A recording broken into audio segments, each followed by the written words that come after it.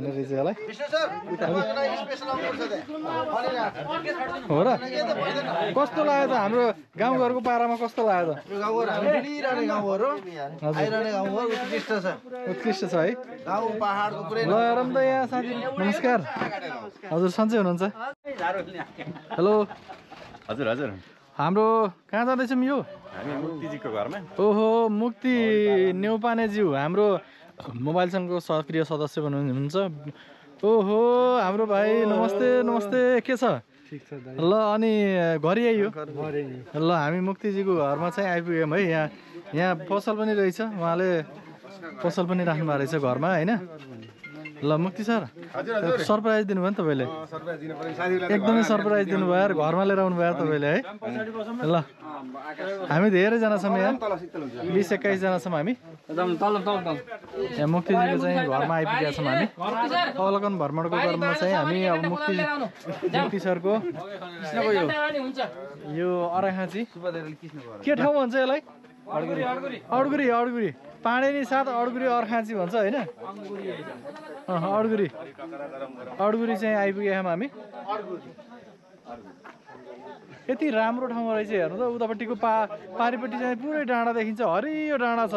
गाउँ नै गाउँ छ पारिपट्टिको डाँडामा कति राम्रो हेर्नु त ओहो यो दृश्य यो अराखाँचीको पारिपट्टि चारैतिरबाट डाँडै डाँडा छ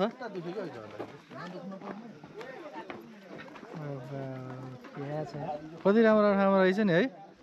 होइन रमेशजी कस्तो आएको छ के कस्तो भिडियो क्लियर आएको के होइन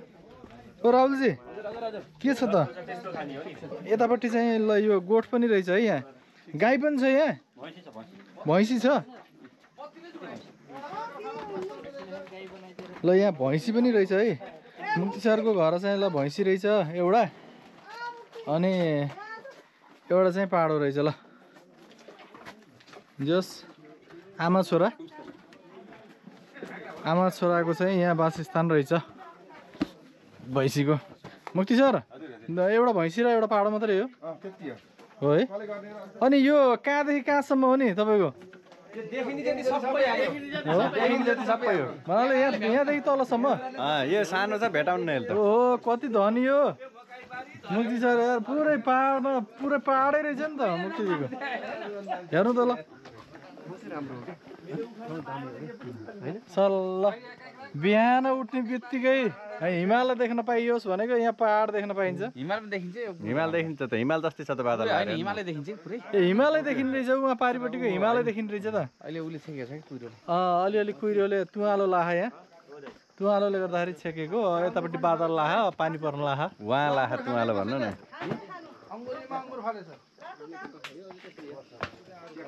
तुवालो उहाँ लाहा यहाँ त घाम लाहा तुवालो उहाँ लाहा यहाँ त अब घाम लाहा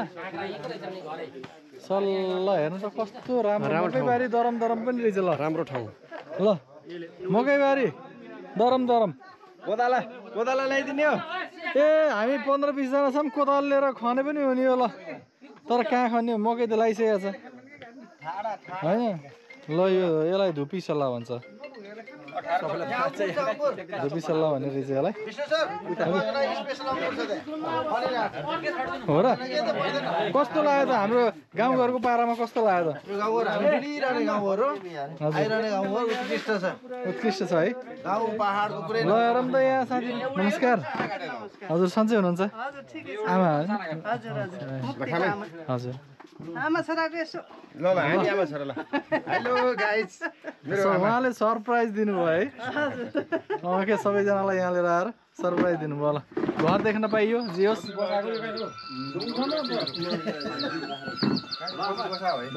हेरौँ त अङ्गुर काँक्रो खाएर लोकल काँक्रो खाएर पुरै ए अङ्गुर पनि रहेछ ल यहाँसम्म अङ्गुर रहेछ ल अङ्गुर पनि रहेछ ल राहुलजीले पनि सामान दिइहालेको लोकल काँक्रो पाएपछि त हो सबैजनाले टुट पऱ्यो यार पुरै